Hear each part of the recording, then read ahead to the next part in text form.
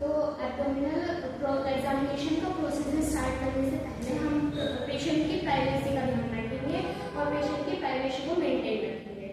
और procedure start करने से पहले हम पेशेंट से परमिशन लेंगे और उसे पूरा प्रोसीजर एक्सप्लेन करेंगे और पेशेंट से रिटर्न कंसेंट लेंगे। उसके बाद कोई भी प्रोसीजर स्टार्ट करने से पहले हम प्रॉपर हैंड वॉशिंग करेंगे और अगर विंटर्स का टाइम है तो हम अपने हैंड्स को रब करेंगे ताकि हमारे हैंड्स जो है वो थोड़े वार्म हो जाए। और अगर समर सीजन है तो हम ऐसे नॉर्मली प्रोसीजर कर सकते हैं। आइए हम स्टार्ट। वैसे तो हमें विदाउट ग्लव्स पहने कोई भी प्रोसीजर नहीं करना चाहिए, लेकिन अगर एब्डोमिनल एग्जामिनेशन करते वक्त अगर हमें लगता है कि पेशेंट को कोई इन्फेक्शन नहीं है और पेशेंट नॉर्मल है तो हम विदाउट ग्लव्स के लिए प्रोसीजर कर सकते हैं। आइए अब हम स्टार्ट करते हैं अपना प्रोसीजर। तो सबसे पहले तो हम पेशेंट को उतना ही अनकवर करेंगे जितने की हमें नीड होगी, अननेसेसरी हम पेशेंट को अनकवर नहीं करेंगे। एब्डोमिनल एग्जामिनेशन जो होता है इसको 4 पार्ट्स में डिवाइड किया गया है। सबसे पहले होता है फंडल ग्रिप, फिर उसके बाद लेटरल ग्रिप, फिर उसके बाद पैल्विक ग्रिप, फिर डीप पैल्विक ग्रिप जिसको पाउलिस ग्रिप या सेकंड पैल्विक ग्रिप भी कहा जाता है। सबसे पहले हम देखते हैं fundal grip. Fundal grip check करने के लिए हम अपना एक राइट हैंड सिम्फाइसिस प्यूबिस पे रखेंगे और लेफ्ट हैंड जीवी स्टर्नम पे रखेंगे, जो कि स्टर्नम का लास्ट पार्ट होता है। अब हम इसको थोड़ा ऐसे करेंगे और जहाँ पे हमें थोड़ा हार्ड पार्ट दिखाई देगा वहाँ पे हम रुक जाएंगे और इसकी ग्रिप को चेक करेंगे। और फंडल ग्रिप से हमें फीटस की हाइट का पता चलता है। तो जो जीवी सिम्फाइसिस प्यूबिस होता है इस पर ये होता है 12 वीक्स का। फिर इसमें 6 साइड करते जाएंगे तो ये 18 वीक्स हो जाएगा। फिर अम्बलाइकस पे आते हुए 24 वीक्स हो जाएगा। फिर अम्बलाइकस से अपर साइड में जाते हुए इसमें 4 ऐड करेंगे 3 टाइम्स, तो ये 24 होता है। फिर उसके बाद 28, 32, देन 36 हो जाएगा।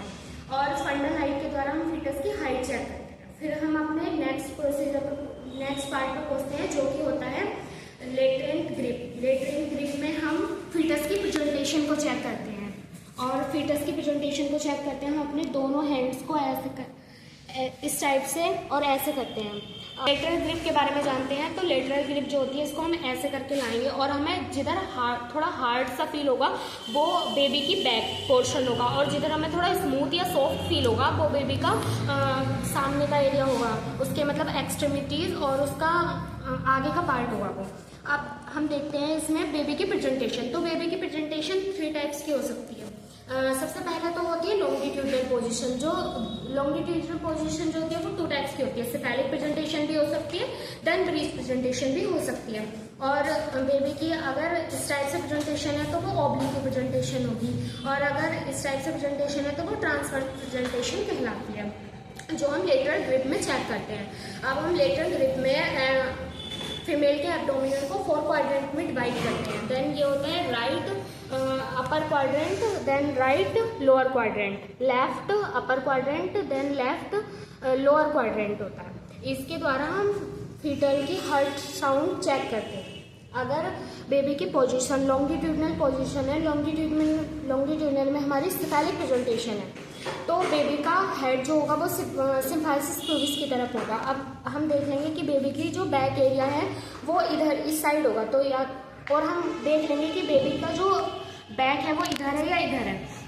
फिर हम उसको चेक करने के बाद अगर हमारे बेबी की सेफेलिक प्रेजेंटेशन है तो उसकी जो हम फीटल हार्ट रेट चेक करेंगे वो अगर हमारे बेबी की बैक इधर है तो लेफ्ट लोअर क्वाड्रेंट से हम उसकी फीटल हार्ट रेट को चेक करेंगे।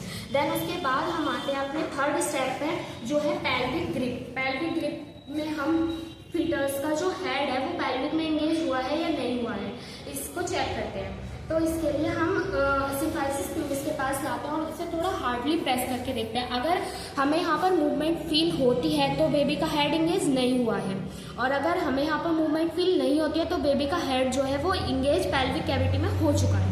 अब इसी को और ज़्यादा सिक्योरिटी लेने के लिए, इसे सिक्योरिटी लेने के लिए हम 4th स्टेप की ओर बढ़ते हैं जो होता है सेकंड पैल्विक ग्रिप।